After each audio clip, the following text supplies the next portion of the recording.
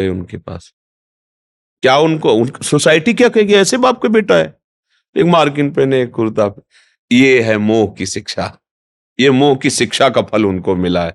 अगर ज्ञान की शिक्षा देते तो उठ करके खड़ा होता, प्रणाम करता, बैठालता और कहता मेरे पूज्य पिताजी हैं। इसे उनका भागवतिक भाव पुष्ट होता। लेकिन भागवतिक भाव को बिना संतों की कृपा के कैसे जाना जा सकता है।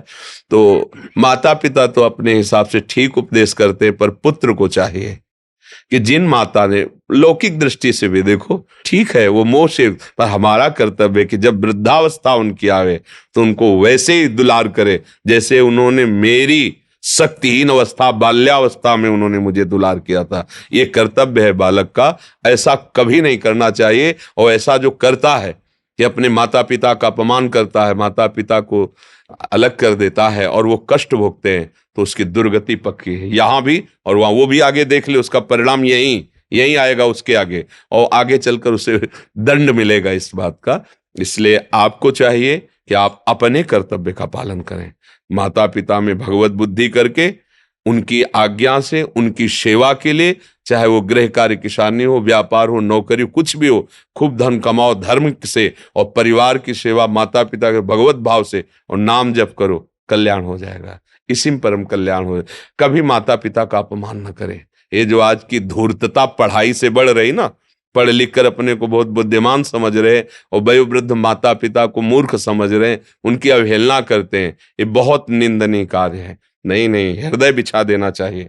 माता जैसी सेवा की ना, जब उसको सोचो ना, अगर एक दिन पेट में गैस बढ़ जाए तो आपको कैसा लगता है, व्याकुलता पैदा हो जाएगा। 9 महीने उन्होंने मुझे पेट में लादा है, 9 महीने। इसके बाद पैदा होकर के उन्होंने अपने रक्त को दूध बनाकर मुझे पिलाया, पोषा, इतना बड़ा किया। तो हमारा कर्तव्य है, जैसे कहते कि आप लोग तो जो गति न रुपए से होती, न तपस्या से होती, न बड़ी बड़ी साधनाओं से होती, वो गति मेरे माँ को मिलेगी, मेरे पिता को मिलेगी, क्योंकि हम निरंतर भगवान में उनके द्वारा सजाए हुए जीवन को समर्पित करके उसका फल उनको प्राप्त होगा। जो किसी भी तरह से नहीं प्राप्त हो सकता वो उनको प्राप्त होगा। कहते 21 पीढ़ियां तर जाती, फिर तो माता पिता ही हैं। तो इसलिए अगर माता पिता की सेवा कर ले गया तो भगवान की प्रसन्नता सहज में प्राप्त हो जाएगी।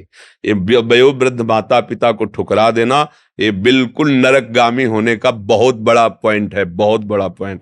इसलिए हृदय कांपता है। आज के बच्चों को देख, बूढ़े माँ थप्पड़ मार देते हैं, हमने देखा है, थप्पड़ मार, बूढ़े माता पिता। यार इतनी तुम्हारी बुद्धि